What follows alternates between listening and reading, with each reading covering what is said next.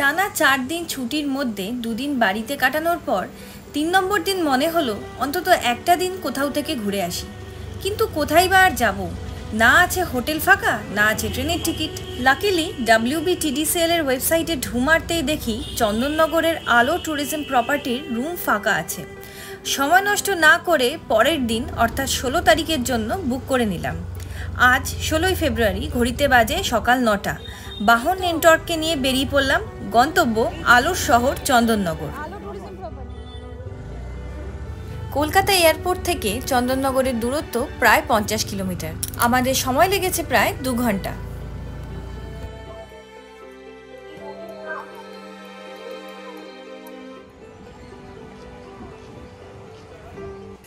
হাতে রয়েছে 1-2 দিন, রয়েছে সাথে বয়স্করাও।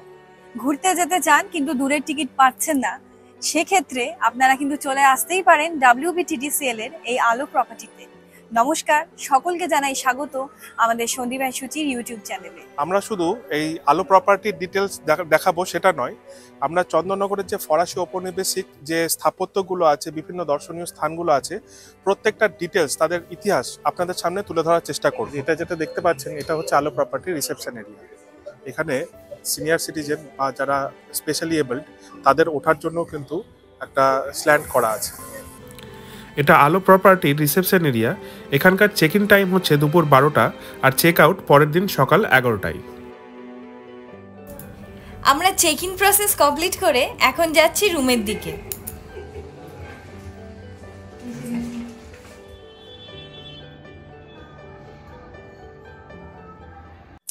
আমরা আমাদের রুম পেয়ে গিয়েছি, room number A6। Check in করেছি, তো ছোট্ট করে একটা রুম ট্যুর দিয়ে দেবো। আসুন ভেতরে দেওয়া যাক। এই যে এটা হলো আমাদের রুম। রুমে ঢুকেই বাঁদিকে রয়েছে একটা বড় ওয়ার্ড্রোব আর ডান দিকে রয়েছে বাথরুম। বাথরুমটা একটু পরে দেখাচ্ছি, চলুন রুমের ভেতরে যাওয়া। ওয়ার্ড্রোবটা খুলে দিলাম, খুলে দিয়ে দেখাচ্ছি। দেখুন ভেতরে কতটা স্পেস, এরকম হ্যাঙ্গার রাখা আছে আর এক্সট্রা পিলোজও আছে, খুব সুন্দর। এই যে এটা হচ্ছে মেন ডোর।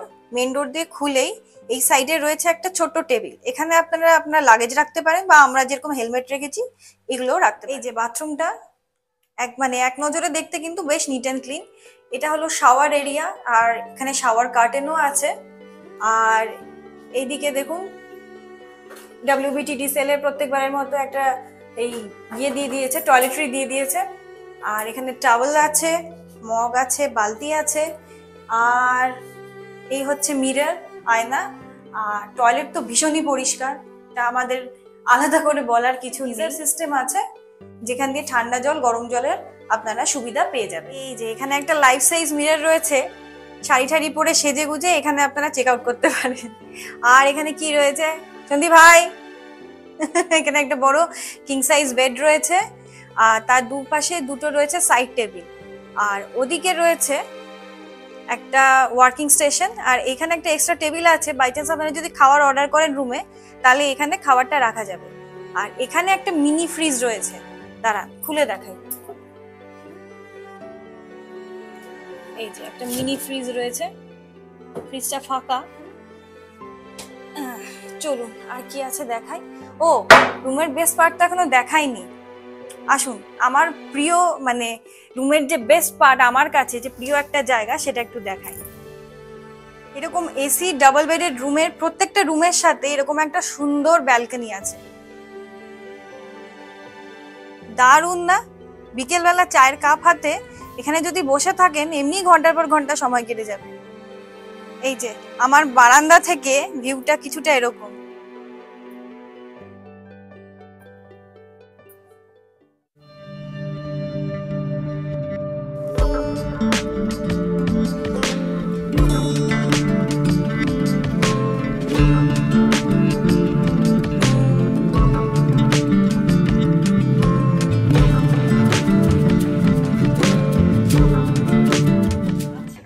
তো চেক ইন করে নিয়েছি, এবার আপনাদেরকে জানাই যে এখানে কি কি টাইপ অফ রুম আছে আর কোন রুমের কি কি ভাড়া।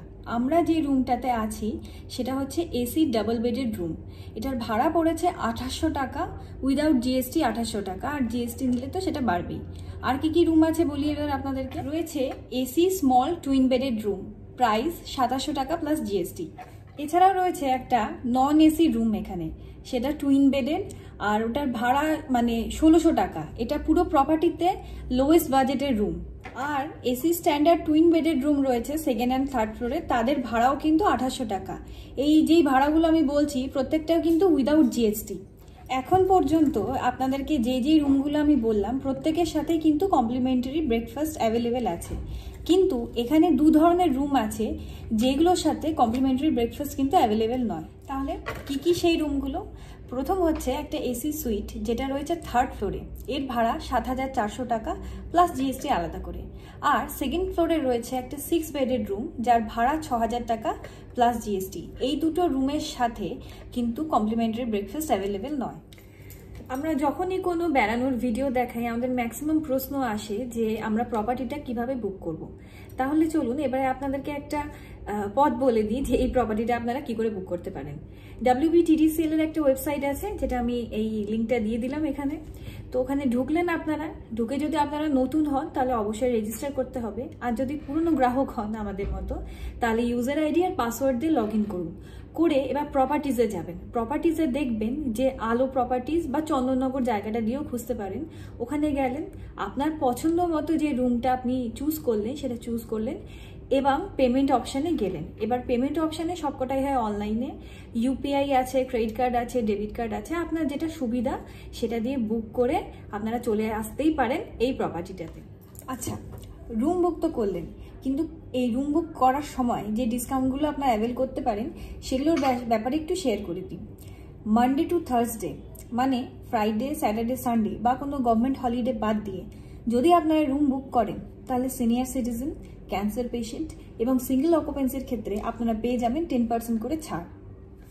কি কি রয়েছে এর ভেতরে আমি পুরো এরকম ডিসপ্লেতে সাজিয়ে দিয়েছি, আপনারা দেখতে পারেন। Body lotion, shampoo, shower gel, তারপরে এরকম দাঁত মাজার কিট, এরকম দুটো দিয়েছে, একটা আমি দেখাচ্ছি, চিরুনি, মেডিমেক্সের সাবান, শাওয়ার ক্যাপ, আর এইখানে শেভিং কিটও দিয়েছে। এবার প্রশ্ন হচ্ছে আপনারা এখানে আসবেন কি করে। দু তিনটে পথ আছে, আমি সবটাই বলে দেব। যারা ট্রেনে আসতে চাইছেন, হাওড়া থেকে এই চন্দননগর খুব ওয়েল কানেক্টেড। আপনারা হাওড়া মেন লাইনের বর্ধমান লোকাল বা ব্যান্ডেল লোকাল ধরে খুব সহজেই এই চন্দননগরে যে স্টেশন আছে সেখানে পৌঁছে যেতে পারেন। স্টেশন থেকে বেরিয়ে অটো চালক বা টোটো চালক যদি আলো প্রপার্টিটা চিনতে না পারে তাদেরকে বলুন কেএমডিএ ওয়ান্ডারল্যান্ড পার্ক যেটা আছে সেটাতে আপনারা আসতে চাইছেন। চন্দননগর স্টেশন থেকে এই কেএমডিএ পার্কের ডিস্টেন্স হচ্ছে মাত্র 1 কিলোমিটার। আর এই কেএমডিএ পার্কের মধ্যেই আছে এই আলো প্রপার্টি। এবার আসি যারা সড়ক পথে আসতে চাইছেন। যারা সড়ক পথে আসতে চাইছেন সব থেকে ভালো রাস্তা হচ্ছে জিটি রোড। জিটি রোড ধরে একদম আপনারা এই আলো প্রপার্টিতে পৌঁছে যেতে পারেন। এছাড়াও দিল্লি রোড ধরেও এখানে আসতে পারেন। আপনি যেটা দেখতে পাচ্ছেন সেটা হচ্ছে ঢোকার মেন গেট। আর এই যে এরকম একটা চওড়া রাস্তা আছে, এই রাস্তা দিয়ে এই যে বাঁদিকে যে রাস্তাটা চলে গেছে সেখান থেকেই আপনারা আলো প্রপার্টি রিসেপশন এরিয়ায় পৌঁছাতে পারেন। যারা বাইক বা 4 চাকা আসতে চাইছেন তাদের পার্কিং এর কিন্তু কোনো রকম অসুবিধা হবে না। এখানেও অনেক জায়গা আছে। আবার যারা বাইক নিয়ে আসতে চাইছেন এখানেও কিন্তু বাইক পার্ক করার যথেষ্ট জায়গা। এখানেও দেখুন পার্কিং এর একটা জায়গা করা আছে। আপনারা আলো কর্তৃপক্ষের সাথে কথা বলে এখানে গাড়ি পার্কের ব্যবস্থা করতে পারেন। এটি আলো প্রপার্টির রেস্টুরেন্ট এরিয়া। আপনারা যারা এখানে স্টে করছেন তারা খাবারের দামের ওপর 10% ডিসকাউন্ট পাবেন। তবে আপনারা রুমেও খাবার অর্ডার করতে পারেন, সেক্ষেত্রে 10% সার্ভিস চার্জ অ্যাড হবে। আচ্ছা, এই হচ্ছে এনাদের মেনু কার্ড। কি আছে দেখি। আচ্ছা, এখানে রেস্টুরেন্ট 5-এ আর রিসেপশন 9-এ সেটা লেখা আছে। আর মেনু কার্ডে এই যে ব্রেকফাস্ট যদি আপনারা আলাদা করে নিতে চান তাহলে কি দাম আছে, কোনটার কি দাম, আর এটা হচ্ছে থালির প্রাইস। আচ্ছা, আমরা লাঞ্চে রুম সার্ভিস নিয়েছি, এই দুটো থালি অর্ডার করেছিলাম। থালি কিন্তু শেয়ারেবল না, তা একটা ফিশ থালি আছে, একটা চিকেন থালি আছে। দেখি কি কি আছে। ভাত, ডাল, ঝুরি আলু ভাজা, পাঁপড়, চাটনি, ফুলকপির তরকারি। এটা তরকারিটা যেদিন যেটা থাকবে সেটা আপনাদের দেবে। এটা হচ্ছে কাতলা মাছের ঝোল। আর সন্দীপেরও সেম জিনিস আছে, তার সাথে রয়েছে চিকেন কারি আর গাওয়া ঘি দিয়েছে, দেশি ঘি। আহা, প্রথমে গরম ভাতের মধ্যে একটু গাওয়া ঘি আর বেগুন ভাজা দিয়ে খাবো। বহুদিন পর। রাইসটা দেখছেন, দারুণ দারুণ। যা গন্ধ, গন্ধ তো আর আপনাদেরকে দেখাতে পারবো না, কিন্তু আমি তো পাচ্ছি, জিভ দিয়ে পুরো জল বেরিয়ে এলো। এটা মুগের ডাল দিয়েছে, এই দেখুন, ঘন ডাল পুরো মটরশুঁটি দিয়ে। টেস্ট কিন্তু দারুণ। মাছটা দেখাই, মাছটা এরকম মোটা, কাতলা মাছের পিস দিয়েছে আর খুবই ফ্রেশ। খেয়ে দেখলাম খুবই ফ্রেশ। খাবার শেষে একটু বেরিয়েছি প্রপার্টিটা ঘুরে দেখব বলে।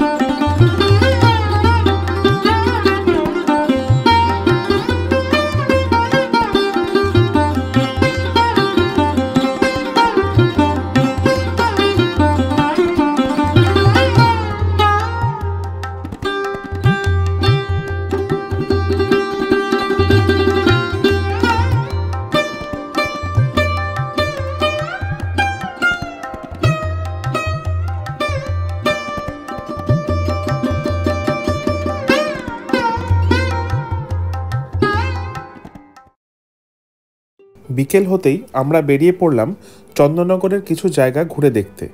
শহরের বেশিরভাগ পুরনো স্থাপত্যই আছে বিখ্যাত স্ট্যান্ড রোড বরাবর। আলো প্রপার্টি থেকে স্ট্যান্ড রোডের দূরত্ব 4-5 কিলোমিটার। টোটোতে সময় লাগবে 15-20 মিনিট। ভাগীরথীর তীরে আলোর শহর চন্দননগর, যেখানকার আনাচে কানাচে এখনও সযত্নে রয়েছে ফরাসি স্থাপত্যের প্রচুর অনন্য নিদর্শন। বোরো, গোন্দলপাড়া ও খালিশানি, এই তিনটি ছোট জায়গাকে একত্রিত করে ফরাসিরা গড়ে তোলে চাঁদের নগর। যদিও সেই সময় নাম ছিল ফরাসডাঙ্গা, পরবর্তীকালে নাম হয় চন্দননগর। তবে এই চন্দননগর নামকরণ কিভাবে হলো সেই নিয়েও অনেক মতভেদ আছে। কারোর কারোর মতে হুগলি নদীর প্রবাহ পথ এই জায়গায় অনেকটা চাঁদের মতো দেখায়, সেখান থেকেই এই জায়গার নাম হয় চন্দননগর।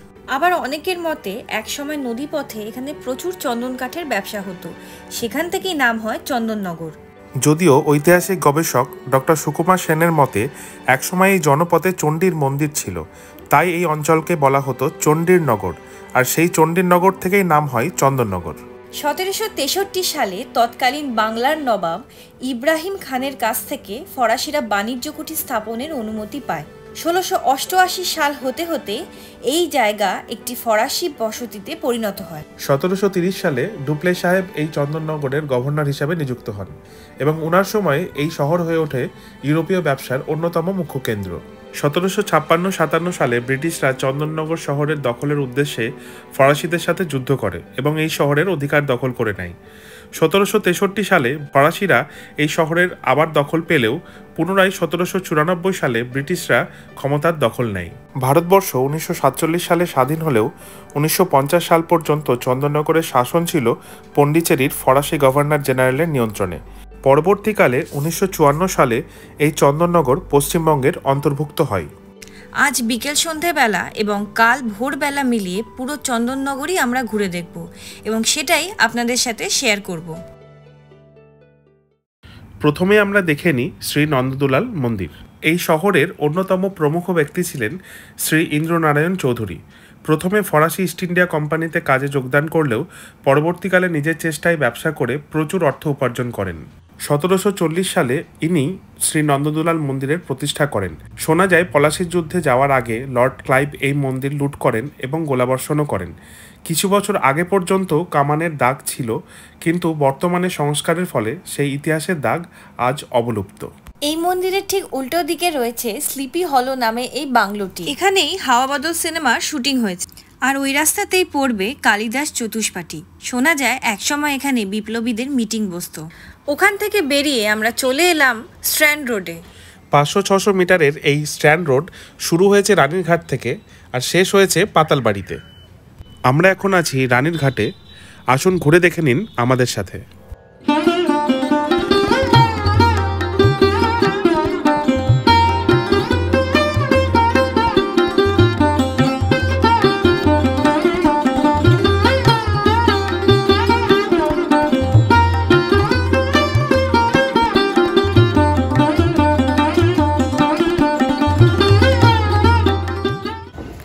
রানীর ঘাট থেকে বেরিয়ে এখন আমরা যাচ্ছি ফরাসিদের তৈরি অন্যতম প্রাচীন বিল্ডিং, এই বর্তমানের চন্দননগর কোর্ট, যা একসময় ছিল ফরাসি মানুষদের পান্থশালা।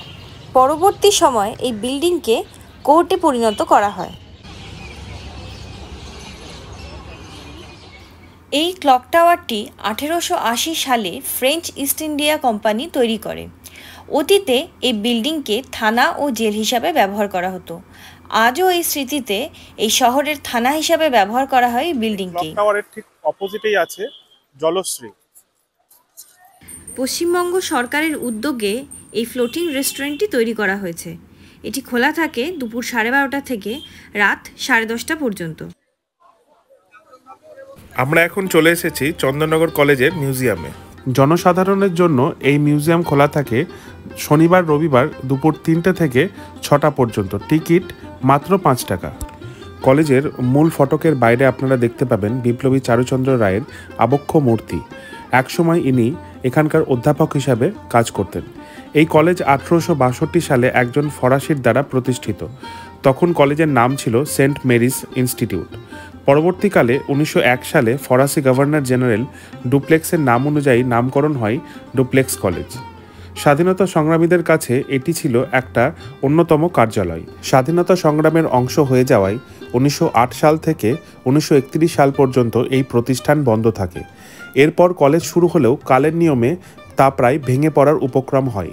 কলেজের এই মিউজিয়ামের মাধ্যমে চন্দননগর শহরের নানান ইতিহাসের কথা আমরা জানতে পারি। রাসবিহারী বসু, ঋষি অরবিন্দ, কানাইলাল দত্ত, মাখনলাল ঘোষাল, মতিলাল রায় সহ বহু বিপ্লবীদের প্রতি শ্রদ্ধা নিবেদন করা হয়েছে এখানে। 2023 সালের 31শে আগস্ট চালু হয় এই মিউজিয়াম। ঘটনাক্রমে ঠিক এই দিনই 1862 সালে এই সুপ্রাচীন কলেজের প্রতিষ্ঠা দিবস। প্রাচীন ভবনটি 2010 সালে হেরিটেজ তকমা পায়। 2020 সালের দিকে এই ভবনের পূর্ণাঙ্গ সংস্কার হয়। এই মিউজিয়ামে রয়েছে টোটাল 5টি কক্ষ। প্রথমটিতে রয়েছে চন্দননগরের সংক্ষিপ্ত ইতিহাস, দ্বিতীয় কক্ষে জানানো হয়েছে বিপ্লবীদের শ্রদ্ধা, তৃতীয় ঘরে রয়েছে চন্দননগর থেকে হওয়া বিভিন্ন বৈপ্লবিক কাজের নিদর্শন ও তথ্য, চতুর্থ ঘরে রয়েছে এখানকার তাঁত, চরকা ও নৌকা ইত্যাদি, এবং পঞ্চম ঘরে রয়েছে এই সুপ্রাচীন কলেজের ইতিহাস এবং সহ অধ্যক্ষ চারুচন্দ্র রায়ের নেতৃত্বে ডুপ্লে কলেজ যে বিপ্লবী কর্মকাণ্ডের কেন্দ্রবিন্দুতে পরিণত হয়েছিল তার সংক্ষিপ্ত ইতিহাস।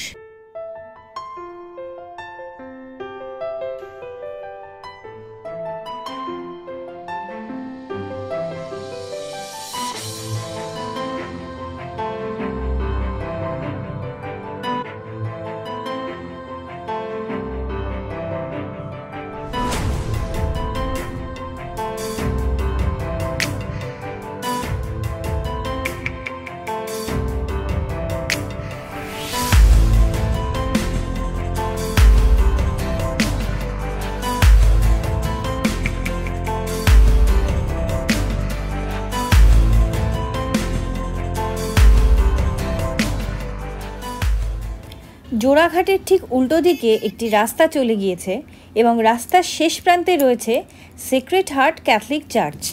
ফ্রেঞ্চ ইস্ট ইন্ডিয়া কোম্পানি এই চার্চের নির্মাণ কাজ শুরু করেন 1875 সালে, যা শেষ হয় প্রায় 1884 সালের দিকে। চার্চ জনসাধারণের জন্য কখন খোলা থাকে তার একটা সময়সূচি দিয়ে দিলাম, চাইলে আপনারা দেখতে পারেন। আমরা যখন পৌঁছেছি সেই সময় চার্চে প্রার্থনা চলছিল, সেই দৃশ্যই আপনাদের সামনে আমরা তুলে ধরেছি। স্ট্র্যান্ড রোড থেকে চার্চের দিকে যেতে যে রাস্তাটা রয়েছে তার দুধারে রয়েছে প্রচুর স্ট্রিট ফুডের দোকান, চাইলে আপনারা এখানে দাঁড়িয়ে খেতে পারেন। ঘড়িতে তখন বাজে রাত 8টা, তাই আমরা ডিসিশন নিই আর ঘোরাঘুরি না করে হোটেলের দিকে ব্যাক করব। সন্ধেবেলায় প্রপার্টিতে ফিরে দেখি চারিদিকে আলো ঝলমল পরিবেশ, ভীষণ লাইভলি লাগছে।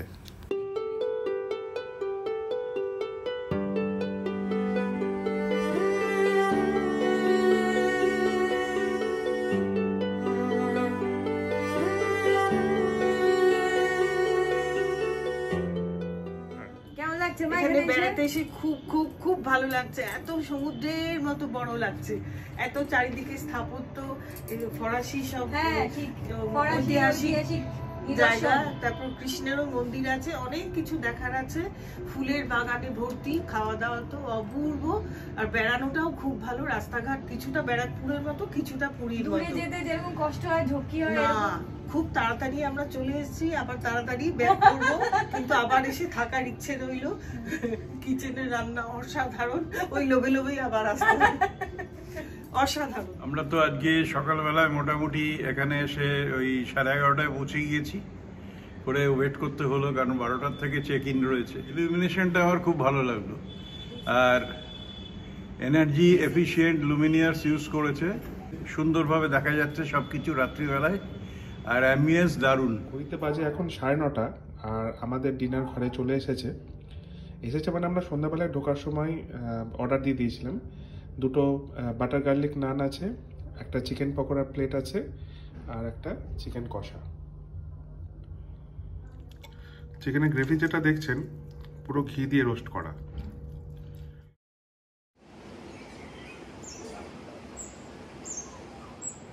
Good morning from Chandannagar.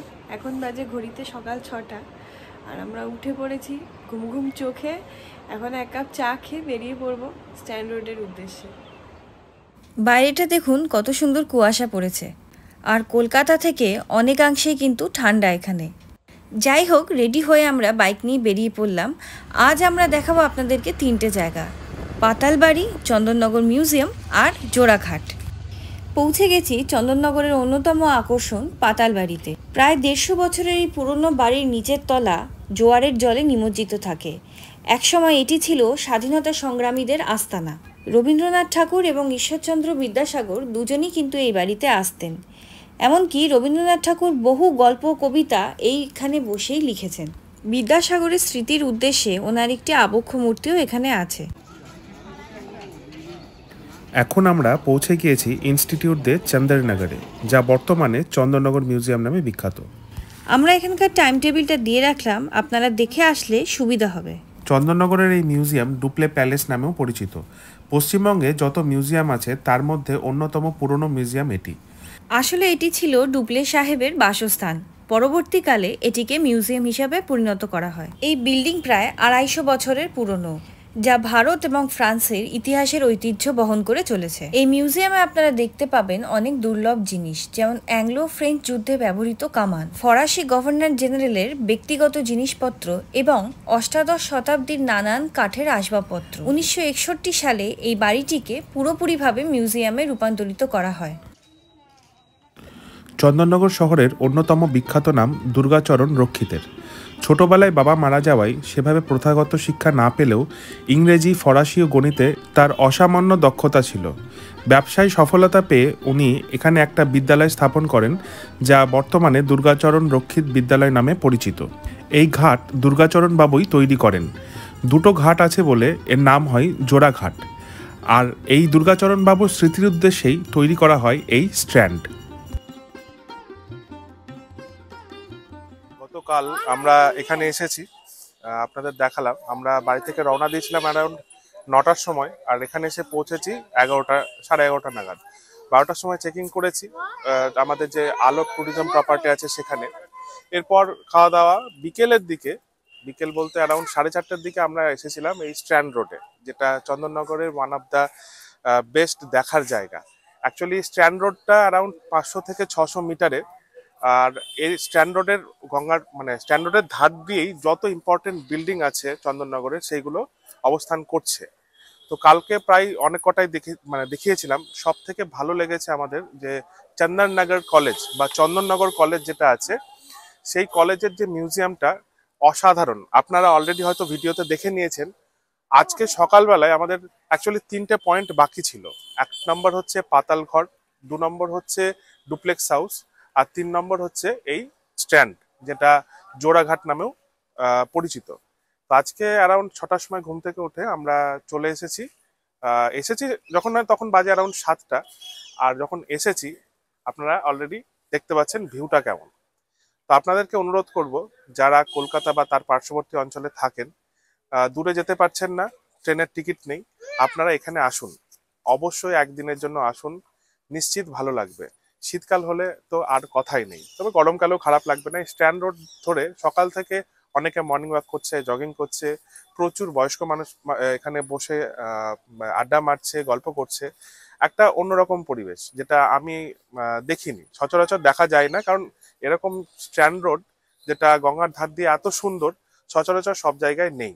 আপনাদের অনুরোধ করব জায়গাটায় আসুন এবং জায়গাটা এক্সপ্লোর তো করুন। আমরা দুজনেই যেহেতু ওয়ার্কিং, তো আমাদের পক্ষে পসিবল হয় না এরকম চট করে কোথাও দূরে চলে যাওয়া বা বেশি দিনের ছুটি পাওয়া, বা বেশি দিনের ছুটি পেলেও দূরে দূরে ঘুরতে যাওয়া, কারণ এটারও তো ব্যাপার আছে। তো আমাদের কাছে এই ছোট ছোট উইকেন্ড ডেস্টিনেশন গুলো খুব ভ্যালু করে। এরকম কাছে পিঠে বাড়ির কাছে একদিনের জন্য এলাম, পরের দিন চলে গেলাম, এগুলো যেরকম আমাদের পক্ষে সুবিধাজনক, সেরকম আবার এই যে পশ্চিমবঙ্গের মধ্যে এইগুলো, এটা যেমন হেরিটেজ সাইট, মানে হেরিটেজ সাইট বলবো না, ঠিক ভুল বলছি, যে এখানে হেরিটেজ বিল্ডিং অনেক কটা আছে। তো এটা একটা খুব ভালো জায়গা ঘোরার জন্য। তো পশ্চিমবঙ্গকে যত আমরা এক্সপ্লোর করব, তত পশ্চিমবঙ্গের ট্যুরিজম আরো উন্নত হবে। উত্তরে দার্জিলিং তো আছেই, নিচে সমুদ্র আছে, মানে এটা মরুভূমি বাদ দিয়ে ভারতের একটা মিনি সংস্করণ হচ্ছে পশ্চিমবঙ্গ। আমি সবাইকে রিকোয়েস্ট করব পশ্চিমবঙ্গের বিভিন্ন ট্যুরিজম সাইটগুলোতে ঘুরে দেখার জন্য। ট্যুরিজম সাইটকে ঘুরে দেখার জন্য একটা বেনিফিট কি হয়, যেটা হচ্ছে যে লোকাল ইকোনমিক গ্রোথটা অনেক বাড়ে। অ্যাকচুয়ালি কোনো পার্টিকুলার জায়গায়, যেমন আমি একটা ছোট্ট এক্সাম্পল আমার নিজের এক্সপিরিয়েন্স থেকে বলছি। অযোধ্যা পাহাড় আপনারা সবাই পরিচিত। অযোধ্যা পাহাড় আগে এমন ছিল যে ওখানকার যারা লোকাল মানুষ আছে তাদের দিন গুজরান সত্যি মানে পসিবল ছিল না। তো আস্তে আস্তে ট্যুরিজম যত বাড়ছে, সেখানে বাইরের মানুষ, মানে আমরা যারা ঘুরতে যাচ্ছি, তারা ওখানে টাকাটা মানে খরচ করছি, কোনো কিছু কিনছি, তো সেখানে কিন্তু লোকাল মানুষের কাছে টাকাটা গিয়ে পৌঁছাচ্ছে এবং লোকাল মানুষ কাজ পাচ্ছে। ইকোনমিক গ্রোথ কিন্তু এইভাবেই আসে। তো আপনারা ওটাই আপনাদেরকে অনুরোধ করছি, আপনারা লোকালি ঘুরুন, লোকালি এক্সপ্লোর করুন, যাতে করে আমাদের রাজ্যের তথা আমাদের দেশের ইকোনমিক গ্রোথটা বজায় থাকে। একদম একদম। আমরা নিয়ে নিয়েছি আমাদের কমপ্লিমেন্টারি ব্রেকফাস্টে রয়েছে 4 পিস ময়দার লুচি, ছোলার ডাল, কলা, মিষ্টি, আর শেষে রয়েছে চা। তো আলো প্রপার্টিটাতে আমরা ছিলাম, আমাদের ওভারঅল এক্সপিরিয়েন্স খুবই ভালো, পুরো 5-এ 5। আমাদের থাকা খাওয়া বলুন কি এখানকার ম্যানেজমেন্টকে নিয়ে যে এক্সপেকটেশন, সবই আমাদের কমপ্লিট হয়েছে। সব স্টাফ ভীষণ ওয়েল বিহেভড। আমরা সবাইকে রিকোয়েস্ট করব এই WBTDCL এর আলোতে আসার জন্য। আর এখানে আমরা চন্দননগরের যে হেরিটেজ সাইটগুলো আছে সেগুলো ঘুরে দেখিয়েছি, আপনারা সেইগুলো দেখার জন্য এখানে স্টে করে ঘুরতে পারেন, কিংবা চন্দননগরের ফেমাস জগদ্ধাত্রী পুজো আছে, তো সেটা পায়ে হেঁটে দেখার জন্য এখানে এক রাত আপনারা থাকতেই পারেন। তো আশা করি আপনাদের ভিডিওটা ভালো লেগেছে। যদি ভালো লেগে থাকে অবশ্যই একটা লাইক দেবেন, শেয়ার করবেন বন্ধুদের সাথে, আর চ্যানেলে নতুন হলে সাবস্ক্রাইব করতে ভুলবেন না। আর যদি কোনো জিজ্ঞাসা থাকে তাহলে অবশ্যই কমেন্টে জানাবেন। তো আজকের ভিডিওটা এই পর্যন্তই, পরবর্তী ভিডিও নিয়ে আবার আপনাদের সাথে দেখা হবে। ততদিনের জন্য take care and good bye.